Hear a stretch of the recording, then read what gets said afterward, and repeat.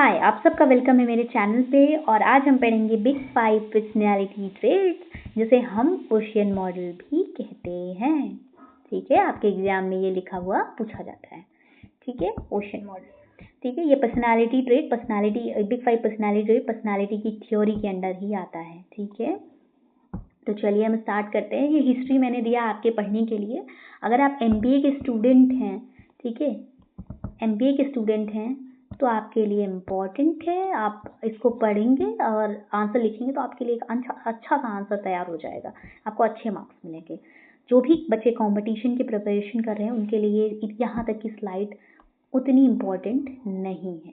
ठीक है, इम्पॉर्टेंट कहाँ से है, वो यहाँ से है। ठीक है, तो चलिए फटाफट से पढ़ते हैं। 5 ट्रेट्स हैं, वो है ओपननेस, कंसाइजनेस, एक्स्ट्रावर्जन। ठीक है, उसके बाद क्या है, एग्रीएबलनेस है और न्यूरोटिज्म है। हम इनके ट्रेट्स को देखेंगे एक एक करके। चलिए पहले ट्रेट से स्टार्ट करते हैं। तो पहला ट्रेट क्या है, ओपननेस। ठीक है, इसको हम क्या कहते हैं, openness also refer to as openness to experience, emphasize imagination insight the most out of all 5 traits. ठीक है, people who are high in openness, ठीक है, to have broad range of interest, they are curious about the world and other people are eager to learn new things and enjoy new experience. ठीक है, अब high में देखते हैं हम, जिन में ये हाई होगा, वेरी क्रिएटिव होंगे, open to try new things, focus on tackling new challenges, happy to think about abstract concept. ठीक है, अब ये ट्रेट जिसमें लो होगा वो क्या होगा, dislike changes, does not enjoy new things, resist new ideas, not very imaginative, dislike abstract or theoretical concept. ठीक है, नेक्स्ट, कंसाइजनेस में क्या ट्रेट होती है, among each of the personality trait, conciseness is one defined by high level of thoughtfulness, good impulse control and goal directed behavior. अब मुझे अभी exact नहीं याद आ रहा है, बट ये जो लाइन है ना आपकी, इतनी लाइन ये आपके एग्जाम में पूछी गई है, UGC में आपके पूछा गया है 55 कोड नंबर में।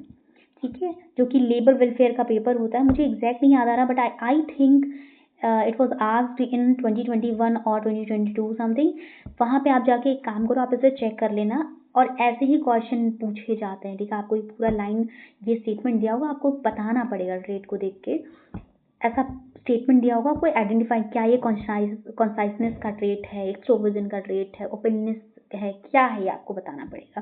ठीक है, आपको पता होना चाहिए कि क्वेश्चन कैसे पूछे जा रहे हैं एग्जाम में आपके। ठीक है, तो आप एक बार ज़रूर प्लीज़ जाके ज़रूर देखना, मैं भी इस चीज़ को चेक कर लूँगी। ठीक है, चलिए देखते हैं और आगे हम। तो जिसमें कॉन्सियसनेस हाई रहेगा वो क्या करेंगे,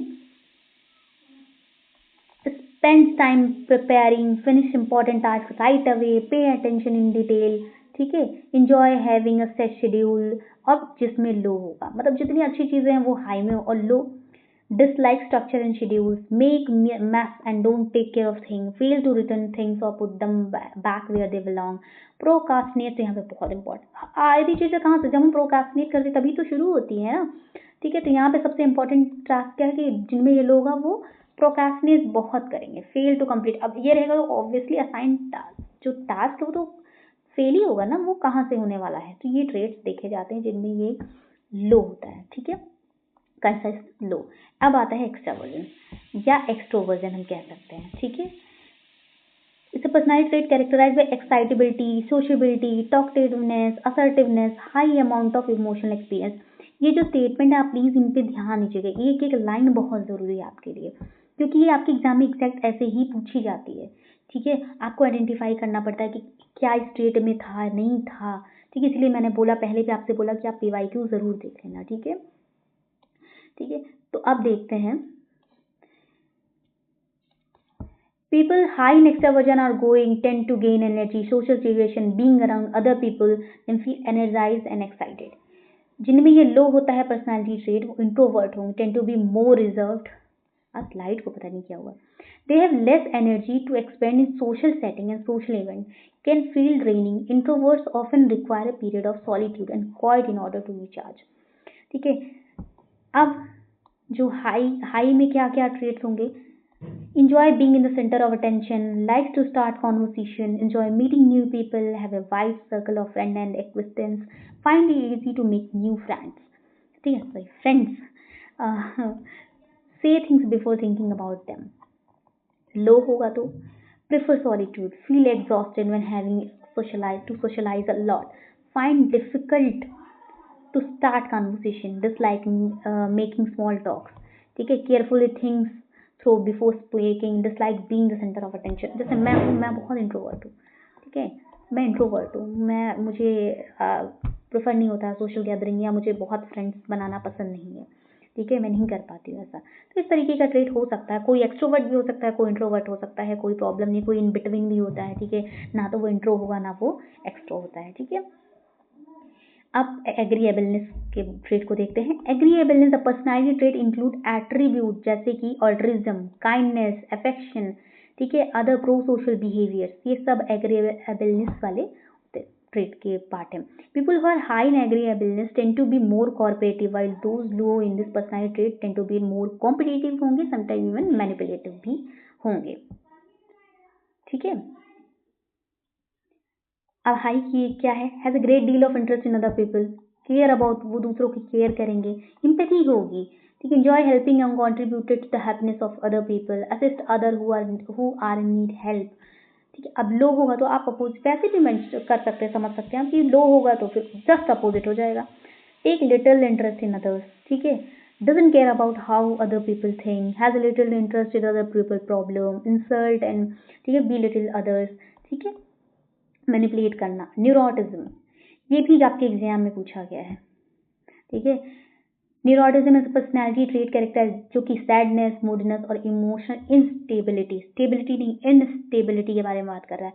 तो जिनका हाई होगा न्यूरोटिज्म, उनको बहुत ज़्यादा मूड स्विंग होंगे, एंजाइटी होती है, इरिटेबिलिटी होती है, सैडनेस होती है, ठीक है। और जो लो होते हैं वो स्टेबल होते हैं, ज़्यादा मोर स्टेबल होते हैं, ठीक है।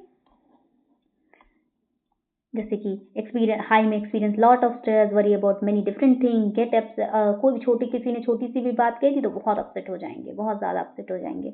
ड्रामेटिक शिफ्ट मूड में, फील एंशियस, कभी बहुत अच्छा लग रहा है एकदम से गुस्सा आ जाए, एकदम से रोना आ जाए, ठीक है, इस तरीके की चीज़ें, ठीक है। लो होगा तो इमोशनली स्टेबल होंगे, डील वेल विद स्ट्रेस, ठीक है, रियली फील सैड और depress, doesn't very much, very less, मतलब इतना परवाह नहीं करेंगे।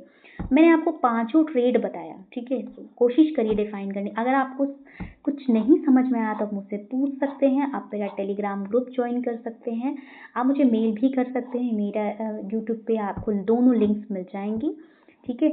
मैं अभी ओबी के PYQs का ओबी के भी क्वेश्चन करा रही हूँ, अभी मैंने PYQ नहीं कराया, प्रैक्टिस वाले क्वेश्चन हैं जहाँ पे हम ईजी से मॉडरेट और मॉडरेट से टफ की तरफ जाएंगे। अभी हम इजी कर रहे हैं, जहाँ पे ये टॉपिक था इससे बहुत सारे क्वेश्चन थे, और जो मैं ये बोल रही हूँ ना कि आपको ये स्टेटमेंट याद रखना पड़ेगा, ठीक है, याद रखना, तो आप उस क्वेश्चन को जाके सॉल्व कर सकते हैं, आपको समझ में आ जाएगा, ठीक है, बहुत इंपॉर्टेंट है वहाँ पे था। इसीलिए मुझे लगा कि आपको इसका एक डिटेल वीडियो ज़रूर बनना चाहिए इस पर, तो मैंने इसलिए इसका डिटेल वीडियो बनाया आपके लिए, आप इसे चेक कर लेना, ठीक है, और आपको हेल्प होगी, आप चाहें तो वो क्वेश्चन जाके सॉल्व कर सकते हैं, आपको उससे भी बहुत हेल्प मिलेगी। और आई होप आपको ये समझ में आया होगा, नहीं समझ में आया तो आप मुझसे पूछ सकते हैं।